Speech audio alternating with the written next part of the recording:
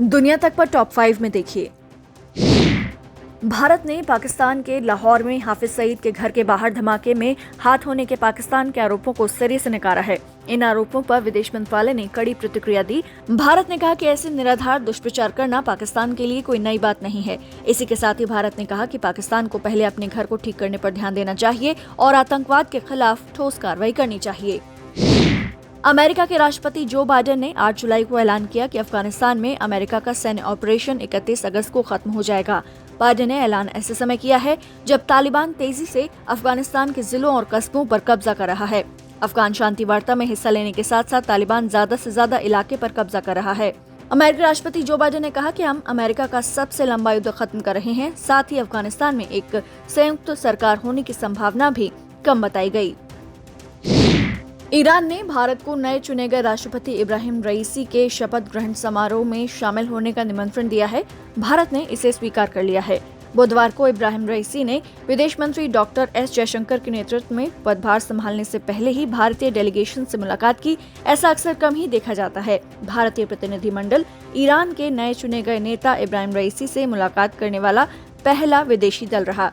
विदेश मंत्री एस जयशंकर ने 3 दिन की रूस यात्रा के बीच में थोड़े समय रुककर ईरान के नए चुने गए राष्ट्रपति रईसी से मुलाकात की। इस दौरान उन्होंने प्रधानमंत्री नरेंद्र मोदी का एक खास संदेश भी रईसी को दिया, जिसमें इब्राहिम रईसी को भारत आने का न्योता दिया गया है। अमेरिकी अंतरिक्ष एजेंसी नासा ने चेतावनी दी है कि किसी भी समय अंतर्राष्ट्रीय स्पेस स्टेशन से अंतरिक्ष का कचरा टकरा सकता है। हालांकि रूसी स्पेस एजेंसी रोसकॉसमोस ने इस बात से इनकार किया है।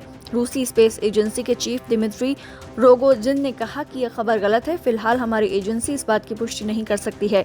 दिमित्री ने कहा कि ह्यूस्टन को लगता है कि कोई अनजान वस्तु इंटरनेशनल स्पेस स्टेशन के लगभग 4.5 किलोमीटर के दायरे से निकलने वाली है, जिसके टकराने की आशंका है। हम इसकी दूरी को लेकर तो पुष्टि कर सकते हैं, लेकिन हम ये निश्चित तौर पर कह सकते हैं कि स्पेस स्टेशन को इससे कोई खतरा नहीं है। जापान के प्रधानमंत्री योशिहिदे सुगा ने ओलंपिक खेलों से ठीक पहले एक बड़ा ऐलान किया है। टोक्यो में अगले सोमवार को 22 अगस्त तक इमरजेंसी लगाई गई है। ओलंपिक खेलों के दौरान मैदान में दर्शकों को जाने की अनुमति नहीं होगी।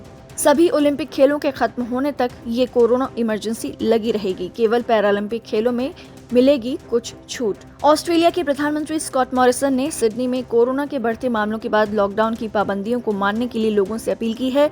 बर्थडे पार्टी, पारिवारिक समारोह में इकट्ठा होने को कोरोना संक्रमण बढ़ाने के लिए जिम्मेदार बताया। इसी के साथ ही दुनिया भर में कोरोना से होने वाली मौतों का आंकड़ा 40 लाख के पार जा पहुंचा है। वहीं कुल संक्रमितों की संख्या 18.5 करोड़ पहुंच गई है।